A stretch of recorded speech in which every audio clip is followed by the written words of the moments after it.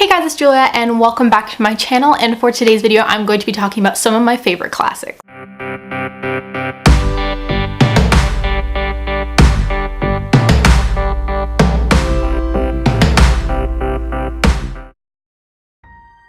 have The Outsiders by S.E. Hinton, which I read this for school and I believe grade 7 they taught it. Basically it's about gangs and friendship, and it's amazing. If you haven't heard of this or you haven't read it, I'd be very surprised. But it's great. The movie's great. I love like these characters. Some of these characters I love, and yeah, this is definitely due for a reread for me because I haven't read it in like 4 years. Next up here, I have A Bird in the House by Margaret Lawrence. This book is about a young girl named Vanessa McLeod, and she is growing up in a time period during the Great Depression, and she's dealing with a lot of things like family issues, obviously that time period in general, and a bunch of other things, and it's told in I believe 8 short stories of following her life at different times and stuff. I read this for school in last year, so in grade 10, and I really loved it. It was a pleasant surprise, and it has so much symbolism and imagery in it. Like, I tabbed it because like we did assignments and stuff for school, but I loved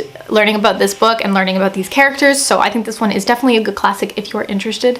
I can't even make a video without mentioning the Virgin Suicides. This is definitely more of a modern classic. It might not even be considered that. I think it was written in like 1998 maybe, so it's pretty recent, but some people still consider it a modern classic, so I'm taking it. This is one of my favorite books ever. It basically is about the 5 Lism daughters who all commit suicide, and it's about the aftermath of that and these boys that lived across the street. They were just very mesmerized by them, and they tell the story of these girls and what happened to them and how they viewed their lives. So this is amazing. Read it. Thanks. Here I have Peter Pan by Jm Barrie, which I love. I have like 4 copies of this book. This is also due for a reread for me. This book is great. It's nostalgic for me. This is one of my favorite children's classics and is due for a reread. Again, I need to read this. Basically, if you don't know, it's the whole Peter Pan, Neverland, Wendy, Tinkerbell kind of jam. I don't really think I need to say anything else, but this copy's pretty. This is my fancy copy, and it's full of like things. Like it has little, like, look at those pages. Aren't they pretty? Like, I need to read this edition because they have like just they have little like games and stuff in here. Like this one has a wheel. So yeah. Next up here I have Dante's Inferno, which is really old.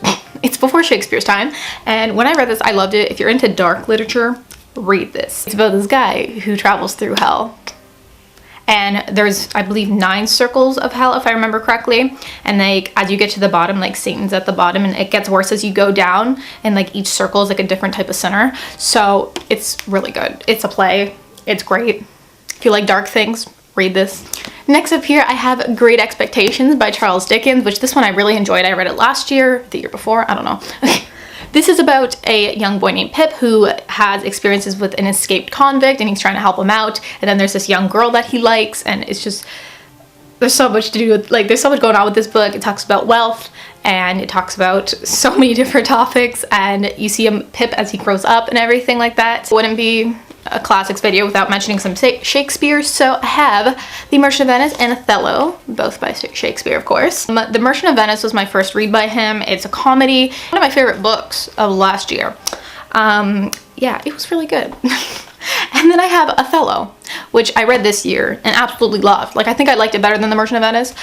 This book is a tragedy. It's about this man named Othello and this guy named Iago, who is the villain in the story, and he's trying to seek revenge on Othello. Basically tries to convince Othello that his wife Desdemona, Othello's wife Desdemona, is having an affair, and he goes to desperate measures to figure things out, and it's really dark, and there's a lot of blood and good things like that, and there's a lot of dark scenes, and it's really good, and I loved Iago.